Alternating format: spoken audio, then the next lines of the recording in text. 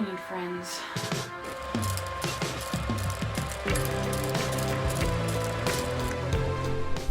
Look at this cute little mug I made.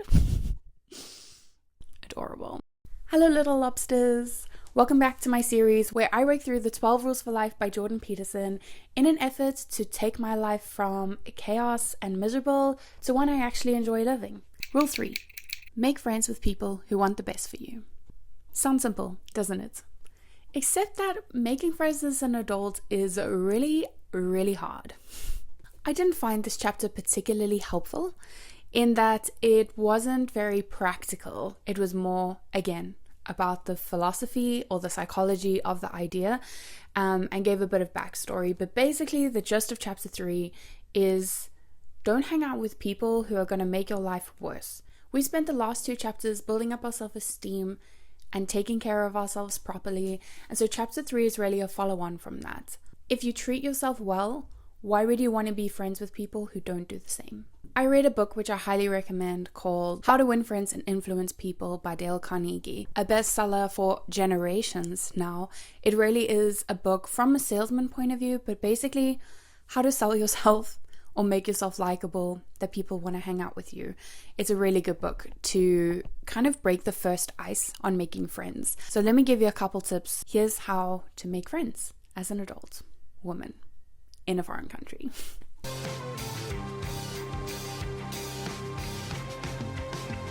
Hello, YouTube! I am in a video. Slasher! 1. You need to meet people. We live in a world of false connection that makes us think that what we're viewing on our phones is friendship, is human interaction. It is not. It's not even a close replacement of that. We isolate ourselves, tricking ourselves into thinking that we're having human connection by watching reality TV shows or scrolling on social media, when in reality, we're probably really lonely when we turn off the screens. It is hard, okay, to meet people and make friends as an adult. I would equate this to dating. I think with the same tactic that you do date, you should be looking. Whatever you enjoy doing as a hobby is a really great place to meet people, because then you have a common denominator. Great places to meet people. Church. Church is great because people are kind of instructed to like you as you are, you know? So you're off the bat going to meet a bunch of people from all different walks of life with one really great common denominator, that is Jesus Christ. So I love church, and I love getting plugged in even more, going to community group or Bible study or whatever you call it, but a midweek meetup where it's a bit more of an intimate group and you actually get to know people a bit more rather than like a large group of people on a Sunday where you can't possibly catch up with everyone, and usually people are catching up with the friends that they've missed throughout the week. So become a friend that gets missed, that you want to get caught up with during the week. Meetups in the city. I follow a few organizers of girl meetups in the city, namely City Girls Who Walk Dublin and Happy You Are Here Club, and they do cute little meetups like crafty things or hikes or stuff outside. I think there was like a bake club one day, and so there's like a variety of things where different girls from Dublin will get together. Another way is to like follow things that you enjoy and actually go to the events that are planned. If you're a wellness girly, go to a yoga retreat, go to events, go to a run club. If you're an intellectual girly, go to free lectures, go to meetups, go to book clubs, whatever it is. Decide what it is that you like and that makes you feel good. For me, I really like reading, so I joined a book club.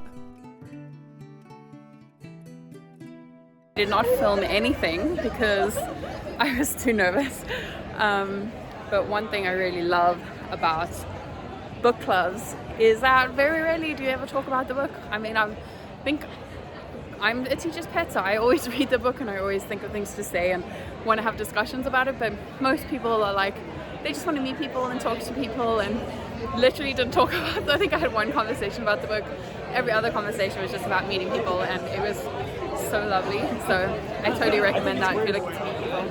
A great place to meet women who are also reading the same book as you, plus it creates a shared experience, which is tip number 2. Kind of like dating, think about a person that you've met who you like, who you think will be a good friend for you, who you think you'll be a good friend to, and take them on a date, in a sense. Create a shared experience. So if you both realize that you like painting and you see that there's a painting event coming up, invite that person to the painting event. If there's a market going on, invite the person there. I have a friend who's really good at this, and we have very similar interests. Whenever something comes up that she's already going to, she kind of just invites me as like her plus one. And I get to enjoy something, and that creates something for us to talk about the next time that we see each other. It's a great way to bond with someone when you don't really know them that well, you know? After you have met a new person, you're going to want to firmly establish that relationship outside of the place where you have met them. Because if you keep that relationship within that context, like work or church or a run club, you're only ever going to be friends with that person in that space. So as quickly as you can, you take the friendship out of that space. I'm meeting with a new friend today who I met at church, who's new to the city, and I said that I would show her around. There's this really cute matcha place that I've been wanting to try. It's just a takeaway place, so we're going to go for a nice little walk, and I can show her around my side of town. And then I guess the plan is then to ask if she'll invite me and show me around her side of town, so that there's a little bit of a relationship building. So yeah, let's go have some fun.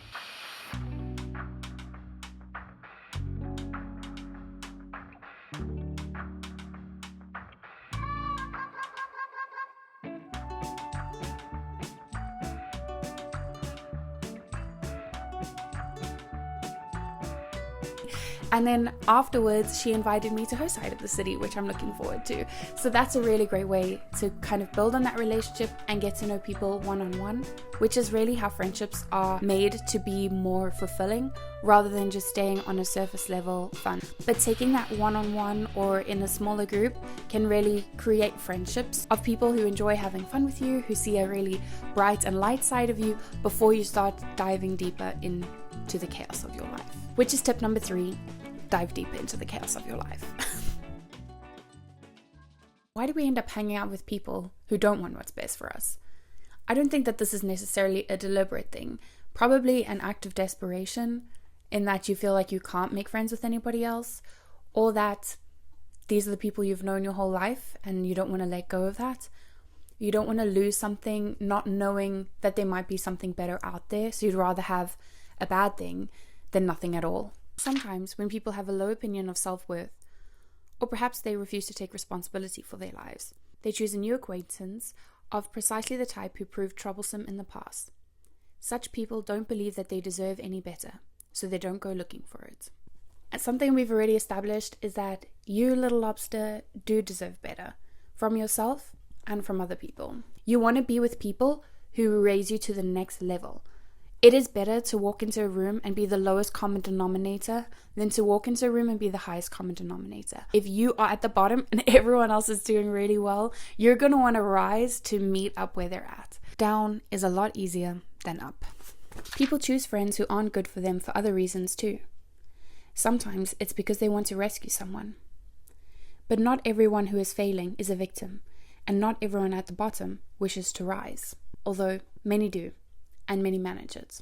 It is not your job to fix broken people. Or as Kendall and I like to say, your emotions are not my responsibility. Here's something to consider. If you have a friend whose friendship you wouldn't recommend to your sister or your father or your son, why would you have such a friend for yourself? You might say out of loyalty. Well, loyalty is not identical to stupidity. Loyalty must be negotiated fairly and honestly. Friendship is a reciprocal arrangement. A relationship is never going to be 50-50. Here is how I see friendship. If you can imagine two people climbing up a mountain who are tethered together, sometimes it's 50-50, and it's a really easy climb as the two people go up together. Sometimes you're having a bad time in life and you can't give as much, and the other person might carry you for a short while. Sometimes that's vice versa. What you don't want is to be dragging an unwilling victim up a mountain. You will not survive. And I think a lot of friendships can be like that too, where you end up exhausting yourself and your resources for someone who really doesn't want them. And it's heartbreaking because you love that person and you want a life with them and you want to be there for them and you want to see them succeed, but you can't take away their power to succeed in their own life. You can't force someone. My kind of rule for friendship is that I will put in as much effort as the other person plus one. I am an overachiever by nature, and I love giving of myself. I love putting in a lot of effort. When I have the capacity to do that, I always give as much as I can to whatever it is that I'm giving. But when I feel like I'm the only one giving, or I'm giving a heck of a lot more than the other person, and it's feeling draining for me, that's when I take a step back and either give them time to catch up on the little mountain or cut them loose so that they can continue on their own journey, or find someone who's maybe climbing the mountain at the same pace that they are. If you surround yourself with people who support your upward aim, they will not tolerate your cynicism and destructiveness. They will instead encourage you when you do good for yourself and others, and punish you carefully when you do not. You want people who align with your goals, who can help you achieve them, and climb that mountain together. And finally, don't think that it is easier to surround yourself with good, healthy people than with bad, unhealthy people. It is not. A good, healthy person is an ideal. It requires strength and daring to stand up near such a person. Have some humility. Have some courage. Use your judgment and protect yourself from too uncritical compassion and pity. Make friends with people who want what's best for you. Here's the tea. If you want to make good friends, you first have to be good to yourself, and then you actually have to be a good friend. Here are my 10 sub-rules to being a good friend. Don't be a fussy eater. Especially in Dublin, most social events revolve around food. If you don't have an allergy or an intolerance, try to be as accommodating as possible. This also allows people to be hospitable, and people love being hospitable. So let them and enjoy. When you first meet someone, compliment them, but be genuine. If you meet a person, whatever it is that you like about them or that attracts you to them instantly, mention it. Hey, your dress is really pretty. I like your earrings. You have a great smile. I really like your laugh. Whatever it is, immediately breaks the ice and makes that person feel more comfortable with you. Say yes, but don't be too agreeable. Say yes to everything you get invited to, at least for the first while, and obviously as much as possible. The more that you're included in the group, the more people will want you to be included in the group. Unfortunately, that is just pack mentality, and not often will people run after the people sitting in a corner. You are going to have to put yourself forward, but you don't have to give in to peer pressure. You can be a person who has your own beliefs, and people will admire you for that. Some people will even follow your lead. And if you're feeling really pressured to do something that you don't want to do, you're probably looking for friendship in the wrong place. Get comfortable with yourself. I'm lucky. I married my best friend, and so I have someone to come home to every day. But there was a time where that wasn't the case, and it's probably not the case for a lot of people. You are going to have to get comfortable with your own friendship. Make your home a place that you want to be. Create hobbies that you enjoy. Learn to enjoy spending time with yourself so that you're not forced to spend time with people who don't want what's good for you.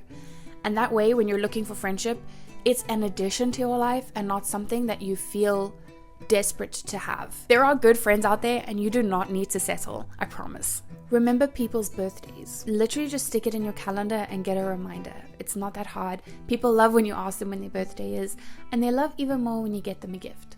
It doesn't have to be big, it doesn't have to be expensive. Just a little bit of thought goes a long way. It was my friend's birthday recently, and I didn't have a lot of money, but I did have some baking supplies, and so I took an hour and I baked some ice and cookies. And honestly, she thanked me for it about 3 or 4 times post that happening. It didn't take a lot for me to do, but it was so joyous to give, and it has probably deepened our relationship. It just shows that you care about people, you know? Be generous. Whether it's with your time, your money, or your resources. Honestly, it doesn't have to be a lot, it's more of a mindset. Like if you go out for coffee with a person, is it really that much to pay for their extra $4.50 coffee? Probably not. Doesn't mean you might not have an extra coffee for yourself? Yeah, but that's generosity, and it means that you got a relationship out of it, you know? And they'll probably feel like they owe you, and so you'll probably get another coffee date, which is great. Celebrate their small wins. If your friend is excited about something, be excited with them. Share in that emotion. Not only does it make you feel a whole lot better if you're celebrating something, but it makes them feel a whole lot better. And maybe even celebrate a bit more than them. If they get a new job, get them a little card. They cost like €2 to get someone a card that says congratulations. It's little things that really set you apart from the rest. Again, I don't have to take a lot of time or money. Just is effort. Just as dating is effort, or finding a new job is effort, or starting a new hobby is effort, making friends is effort. That is the sacrifice that you have to make. Learn something about a person and bring it up next time. If someone is going for an interview for a job, make sure you ask them how it went the next time that you see them. If you need to write these things down to remember, that's okay too, because genuinely we don't care about things of people we have just met. But it shows that you care if you remember things. It can be small or it can be big. Try to recall something you spoke about the last time when you see a person for the next time. Follow up and follow through. If you meet someone and you say you're going to meet for coffee, make sure that the plan happens. If you're the person who cancelled for some reason, make sure that you are at the next event, that you are at the next meetup. As soon as the ball is in your court, play it as hard as you can. Be willing to carry the load. For some time anyway. Often our first instinct is that we met that person and so we want them to ask us out, to invite us to something. It takes time for a person to want you in their life. Don't forget though, you're the person who wants a friend, so you're going to have to do the upfront work. You don't just want to surround yourself with people who make you feel good. You want to surround yourself with people who actually challenge you to be better. Little Lobster, you are inherently worthy. So go find your people. They're out there. They're waiting. Another great resource for you is the Mel Robbins podcast, specifically the episode, It's Not You, the real reason why adult friendship is so hard and 3 ways to make it easier, which specifically dives into female relationships as an adult, how to make friends, how to keep friends, when to let go of friends, etc. Till next time. Okay, bye.